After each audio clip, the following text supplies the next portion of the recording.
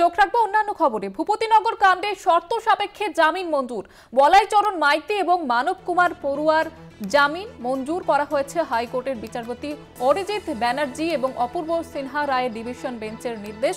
50,000 টাকার ব্যক্তিগত বন্ডে জামিন দেওয়া হয়েছে।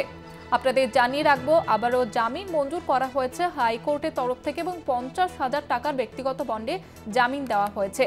আপনাদের জানিয়ে রাখবো, বিচারপতি অরিজিৎ ব্যানার্জি অপূর্ব সিনহা তার ডিভিশন বেঞ্চে এই নির্দেশ দেওয়া হয়েছে। শর্ত সাপেক্ষে জামিন মঞ্জুর। ভূপতিনগর কাণ্ডে শর্ত সাপেক্ষে জামিন মঞ্জুর। বলাইচরণ মাইতি এবং মানব কুমার পড়ুয়ার জামিন মঞ্জুর করা হয়েছে। এ বিষয়ে বিস্তারিতভাবে কথা বলবো। টেলিফোন লাইনে রয়েছে প্রতিনিধি পীযূষ কান্তি নাগ। পীযূষ কান্তি, কোন কোন শর্তে জামিন দেওয়া হয়েছে?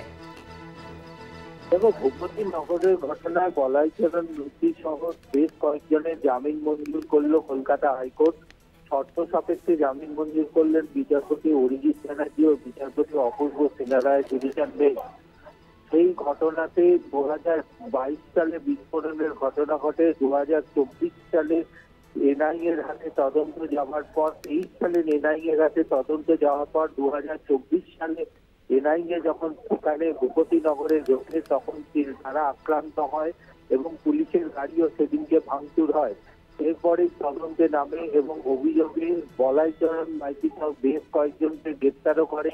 তারা কলকাতা হাইকোর্টে জামিনের আবেদন জানায়। জামিনের আবেদনের শুনানি পর্বে এবং শুনানি শেষে রায় দিতে গিয়ে বিচারপতিরা মন্তব্য করেন যে অভিযুক্তরা জামিনের আবেদন করেছেন তারা প্রভাবশালী এ বিষয়ে যে তথ্য নথি আদালতের কাছে জমা করেছে, কিন্তু আদালত তাদেরকে মনে করছে যে তাদেরকে যদি এই জুডিশিয়ালে ঢুকতে দেওয়া যায় তাহলে সাক্ষী এবং নথির ওপরে প্রভাব পড়তে পারে। তাই আদালত শর্ত মঞ্জুর করছে। এই আবেদনকারীরা জেলাতে ঢুকতে পারবে না, তাদেরকে নিউ টাউন এলাকাতে থাকতে হবে।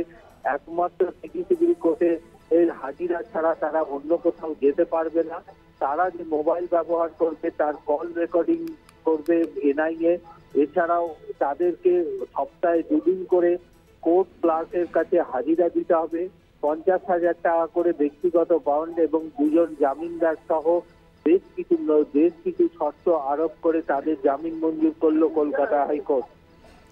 ধন্যবাদ জানাবো পীযূষ কান্তি। আমাদের সঙ্গে টেলিফোন লাইনে ছিলেন প্রতিনিধি পীযূষ কান্তি নাগ।